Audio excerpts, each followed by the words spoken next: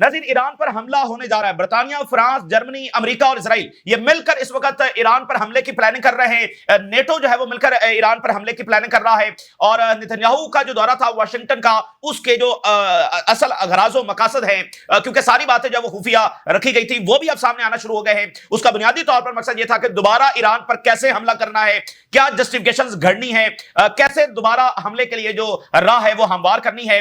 तो आज ये मजीद क्लैरिटी आई है कैसे ये हमला ईरान पर होने जा रहा है। आज हमारे पास टाइम फ्रेम भी आ गया है कि ईरान पर हमला कब होगा। ये एक नई डेवलपमेंट है कि हमारे पास एक टाइम फ्रेम भी आ गया है कि यह हमला किस दिन और कब, किस टाइम के अंदर जब वो होने जा रहा है। और ईरान आगे से भरपूर तैयार है। ईरान से मुतालबा किया जा रहा है कि वो जो 408 किलोग्राम यूरेनियम है वो वापस कर दे, इनके हवाले कर दे, जो कि जाहिर है कि ईरान नहीं करेगा। ईरान कोई ट्रस्ट नहीं कर रहा। और ये भी खबर आ रही है कि ईरान अब तेजी के साथ न्यूक्लियर की तरफ या बढ़ चुका है या फिर जो है वो बढ़ने वाला है। और साथ ही नेटो ने निशाने पर ले लिया है ब्राजील को, चाइना को और रशिया के दीगर इत्तेहादियों को। तो वेस्ट जो है वो पूरी ताकत के साथ, नेटो पूरी ताकत के साथ ऑलरेडी हमलावर है यूक्रेन बाकी महाजों के ऊपर। और अब वो मजीद तैयारी कर रहे हैं। और खासकर जो ईरान की जंग है उसके हवाले से पूरा नेटो जो है इस वक्त हमला करने जो वो आ रहा है। तो बड़ा मुश्किल वक्त ईरान के लोगों ने देखा, लेकिन मामला भी टला नहीं है। और साथ ही शाम के अंदर हमले जारी हैं और शाम के अंदर बमबारी हो रही है, लोगों की जानें जा रही हैं। साथ ही इराक के ऊपर जब हमला हुआ है, इराक में जो ऑयल उनकी फील्ड्स है वहां पर बड़े धमाके जब हुए हैं। तो फलस्तीन से लेकर लेबनान, लेबनान से लेकर शाम, शाम से लेकर इराक, ये धमाकों से गूंज रहे हैं। ईरान पर हमले की जब वो प्लानिंग हो रही है, तो ये इस वक्त का मिडिल ईस्ट है। और इस सब के पीछे जब आप वजह ढूंढते हैं कि सिंगल फैक्टर क्या है, ये सब क्यों हो रहा है, तो आपको पता चलता है कि ये सब जब इजराइल की वजह से हो रहा है। तो बड़ा ही मुश्किल टाइम मिडिल ईस्ट के लोगों के लिए भी है कि वो पिछली कई दहाइयों से ना खत्म होने वाली जंगें भुगत रहे हैं। और अब एक बड़ी रीजनल वॉर जो है तेजी के साथ इनकी तरफ बढ़ रही है, मिडिल ईस्ट के लोगों की तरफ। तो ये तमाम सूरत हाल आपके सामने रखेंगे।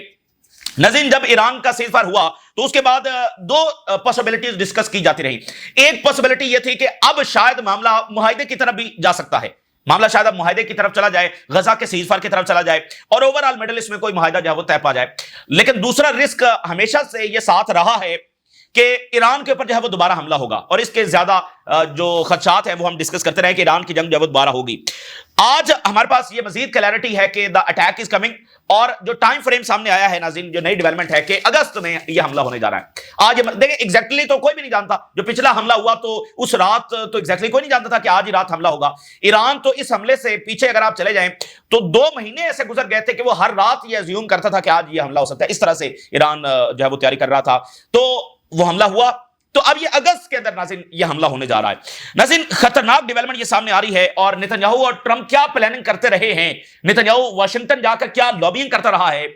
और आप जरा चालाकी देखिए ट्रंप की कि नेतन्याहू के आने से पहले उसने ट्वीट करना शुरू कर दिए और अरबों को एक मैसेज देना शुरू कर दिया, ट्वीट करने शुरू कर दिया कि सीज़फायर होने जा रहा है और मैं बड़ी सख्ती करूंगा नेतन्याहू के साथ जब वो आ रहा है। तो इस तरह उस वक्त भी हमने इन बातों को कहा कि ये बस मीडिया खेल है, इसके अलावा ये कुछ भी नहीं, ये मीडिया गेम्स हैं। और वो साबित भी हुआ। तो आज पता चला कि वो असल में ईरान पर हमले की जब वो क्या प्लानिंग कर रहे थे। और एक चीज अगर आपने नोट की हो तो ट्रंप की जो तमाम पॉलिसीज है उसमें वो यू टर्न ले चुका है।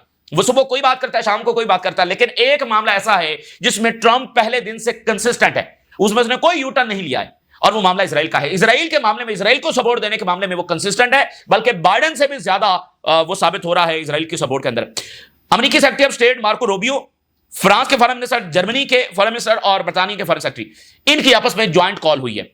और अब मैं आपके सामने वो सारा मैकेनिज्म रख रहा हूं कि ईरान पर हमला कैसे होने जा रहा है, क्या प्लानिंग्स हैं। तो इनकी ज्वाइंट कॉल हुई है और इन्होंने ईरान पर यूनाइटेड नेशन की सिक्योरिटी काउंसिल से जो सैंक्शंस हैं, जो हार्श तरीन सैंक्शन समझी जाती हैं, वो लगवाने का फैसला कर लिया है।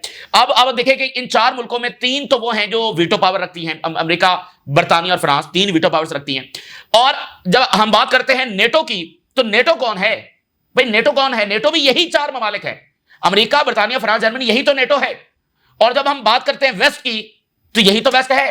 वेस्ट की जो असल पावर्स है वो तो इन्हीं 4 मुल्कों के पास है।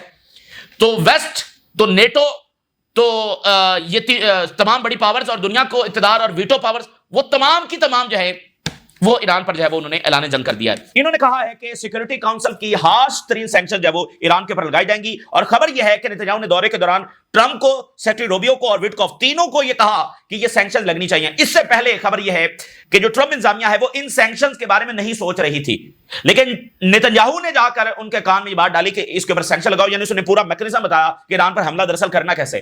तो उसने तो इससे एक बात और भी साबित हुई है कि इजराइल की वजह से जंगें आगे इंस्टिगेट होती हैं, ये नए नए रास्ते। और अब देखें ना, अमेरिका की सैंक्शन तो वेनेजुएला पर भी हैं, क्यूबा पर भी हैं, नॉर्थ कोरिया पर भी है, बहुत सारे मालिक के ऊपर हैं, लेकिन जंगें तो उस तरह से नहीं हुई। जंगें सिर्फ मिडिल ईस्ट में हो रही हैं। उसकी वजह क्या है कि इजराइल चीजों को उस तरह से एक्सप्लॉइट करता रहता है और जंगों की नई राहें जो है वो हमवार करता रहता है। तो ट्रंप इंतजामिया इस बारे में नहीं सोच रही थी, यानी ये देखे ना, हालात को खराब करता है। जिस दिन ईरान के इलेक्शन हुए और ईरानी सदर ने हलफ उठाया, उसी दिन, हलफ वाले दिन, इस्माइल हानिया को शहीद किया गया, ताकि ईरान के जो नए सदर आए हैं उसके बारे में वेस्टर्न मीडिया लिख रहा था कि बड़े रिफॉर्मिस्ट हैं, ये काफी आगे मामला चलेंगे। उसी दिन, ओथ वाले दिन, इस्माइल हानिया को शहीद करके पहले दिन ही माहौल को खराब कर दिया गया। तो ये पीछे जो सारी जड़ है वो ये है। अच्छा, अब आप देखिए कि एक तरफ ये सैंक्शन जो है, ये वेस्ट की जो हिपोक्रेसी है, जो डबल स्टैंडर्ड्स हैं, उसका ये सबसे बड़ा मुजाहरा है। यानी इस वक्त जब हम बात कर रहे हैं तो इजराइल 3 मुल्कों के ऊपर बमबारी कर रहा है। अच्छा, वो एक एक्टिव जेनोसाइड कर रहा है, जो मॉडर्न हिस्ट्री की सबसे ब्रूटल जेनोसाइड है। वो 2 मुल्कों के ऊपर मजीद जंग छेड़ने की प्लानिंग कर रहा है और वर्ल्ड पीस को वो खतरे में डाल चुका है, वर्ल्ड पीस को। और इसके साथ जो है वो पूरे मिडिल ईस्ट में तमाम मुल्कों के खिलाफ इकदाम उठा रहा है, चाहे वो टर्की हो, चाहे वो दूसरा हो, इजिप्ट हो, जॉर्डन हो, सबके खिलाफ ये कोवर्ट ऑपरेशन कर रहा है, इंटेलिजेंस ऑपरेशन कर रहा है।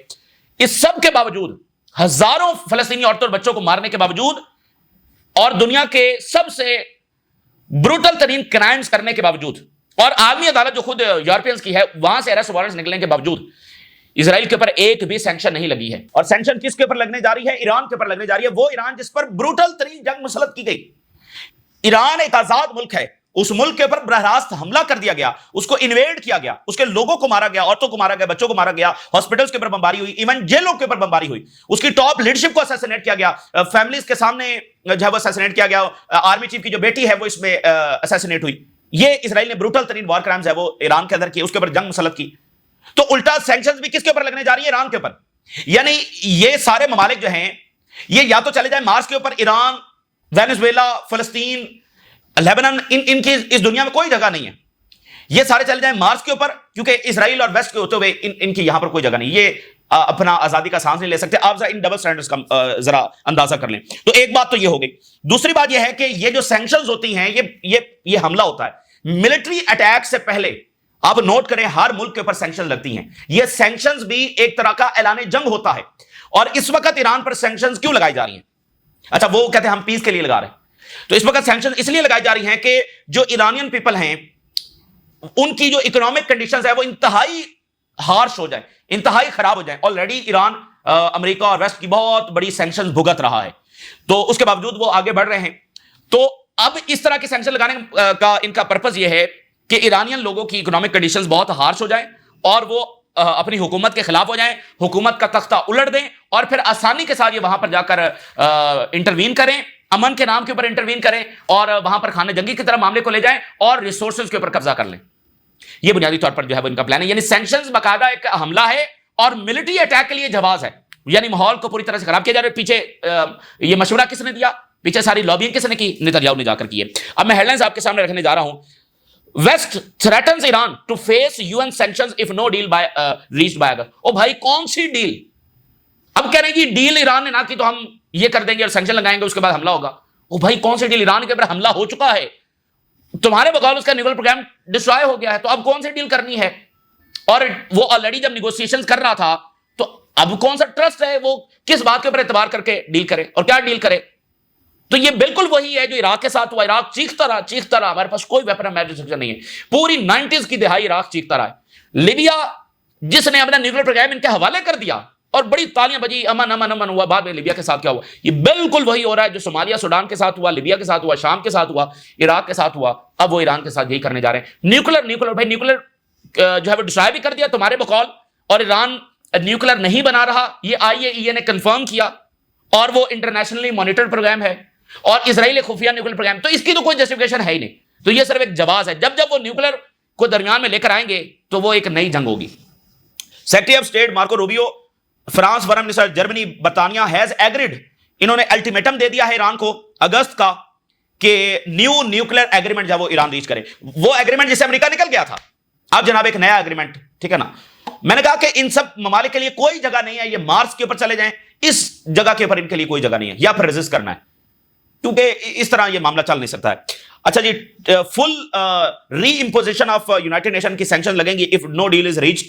और यूरोपियन ट्रायो जो है वो प्लान कर रहा है snap back mechanism. Snap back mechanism जो 2015 के अंदर न्यूक्लियर डील हुई थी, उसके अंदर एक शिक ये रखी गई थी कि अगर ईरान ने वायलेट किया इस एग्रीमेंट को तो फिर इसके ऊपर जो है सैंक्शन लगा दी जाएंगी, ठीक है ना, फौरी तमाम सैंक्शन जब लग जाएंगी।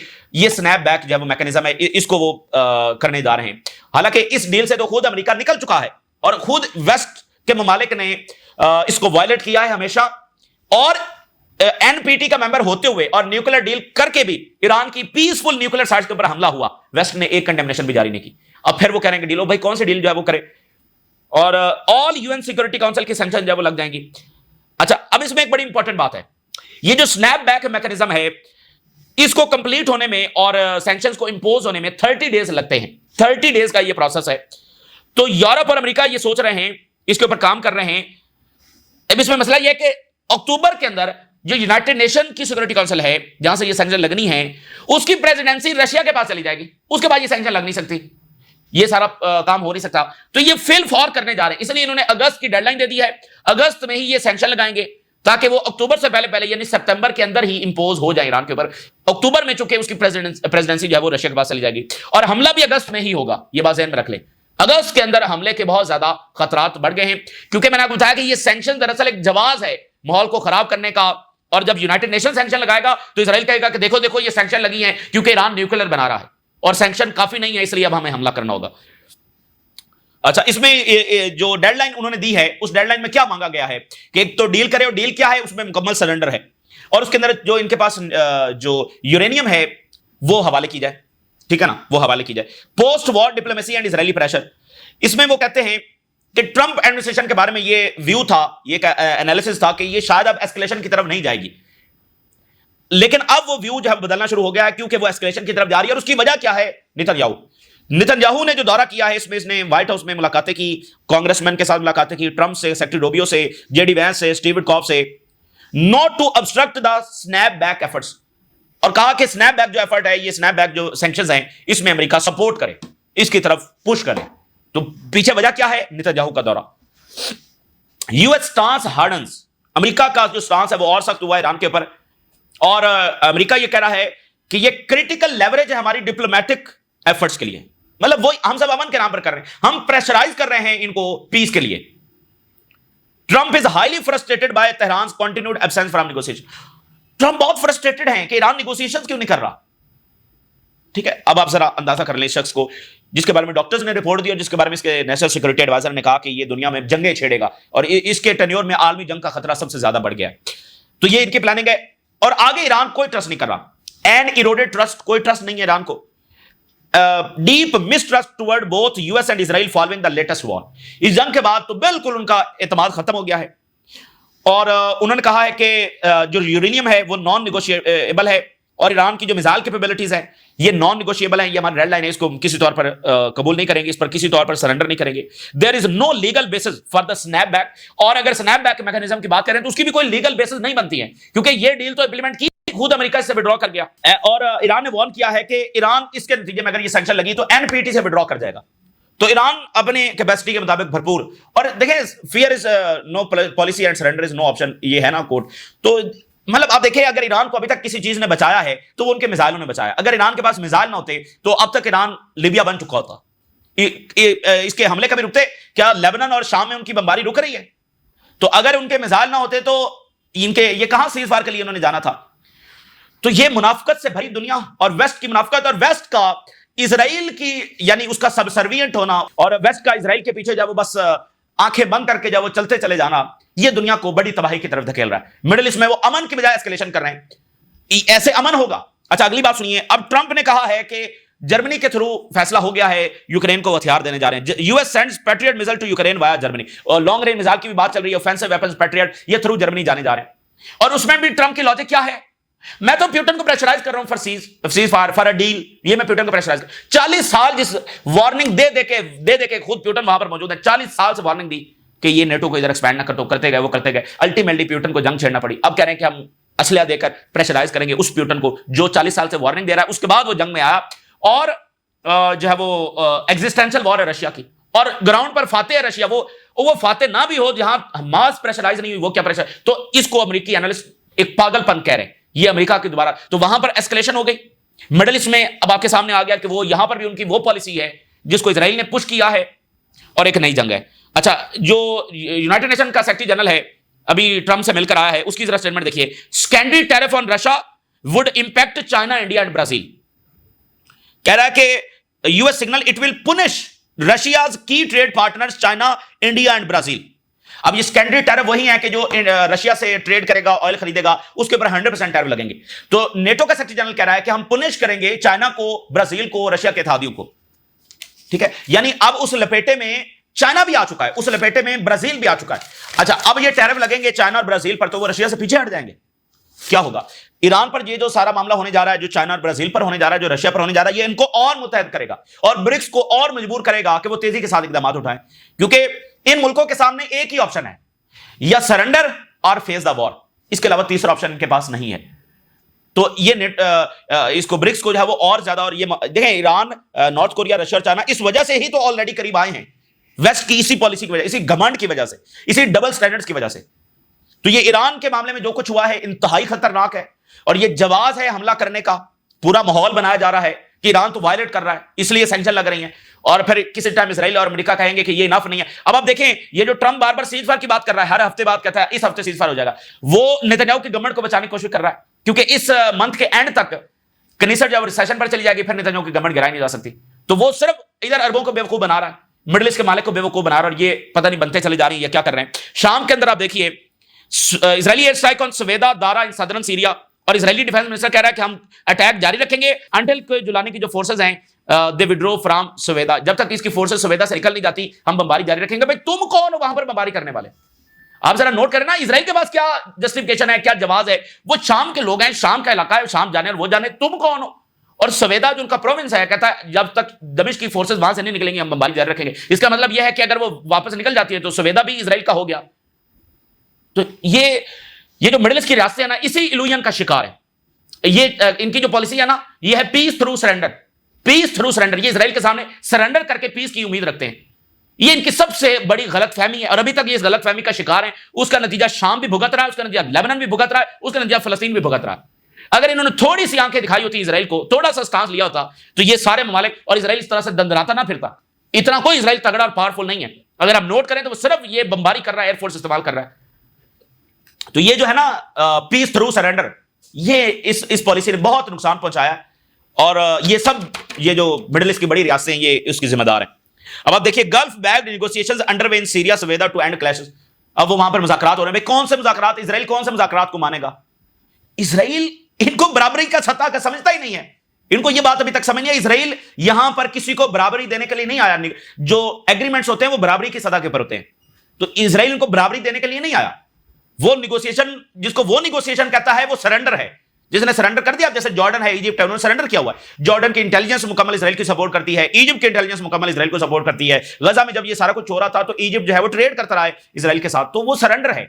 जिसने सरेंडर करना है वो कर दे। सीरिया मुकम्मल सरेंडर कर दे, जितना इलाका इजराइल चाहता है उसके हवाले कर दिया जाए। लेबनान जितना इलाका इजराइल मांगता है वो हवाले कर दिया जाए, तो यहां पर भी पीस हो जाएगा। तो ये पीस थ्रू सरेंडर है, और वो कभी भी रियल पीस नहीं होता है, क्योंकि गवर्नमेंट जो ऊपर बैठी है वो ये मुआहिदा कर लेगी, लेकिन लोग तो उसको नहीं मानेंगे।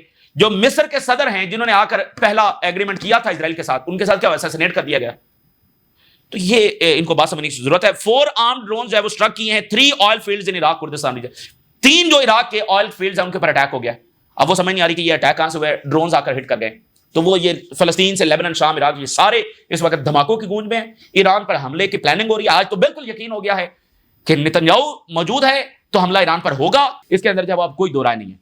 तो ईरान अब इसके नतीजे में या तो वो न्यूक्लियर बनाने की तरफ बढ़ चुका है, या फिर वो उसकी तरफ उसको अल्टीमेटली जाना होगा, क्योंकि ईरान के पास इसके सिवा कोई और सर्वाइवल नहीं है। कन्वेंशनल पावर से वो न्यूक्लियर पावर्स के साथ नहीं लड़ सकता है, तो न्यूक्लियर ही उसकी आखिरी ऑप्शन बच गई है। तो ये इस वक्त की सूरत हाल जो आपके साथ शेयर किया, आपने राय से रोका करें। इजाजत दीजिए, अल्लाह हाफिज।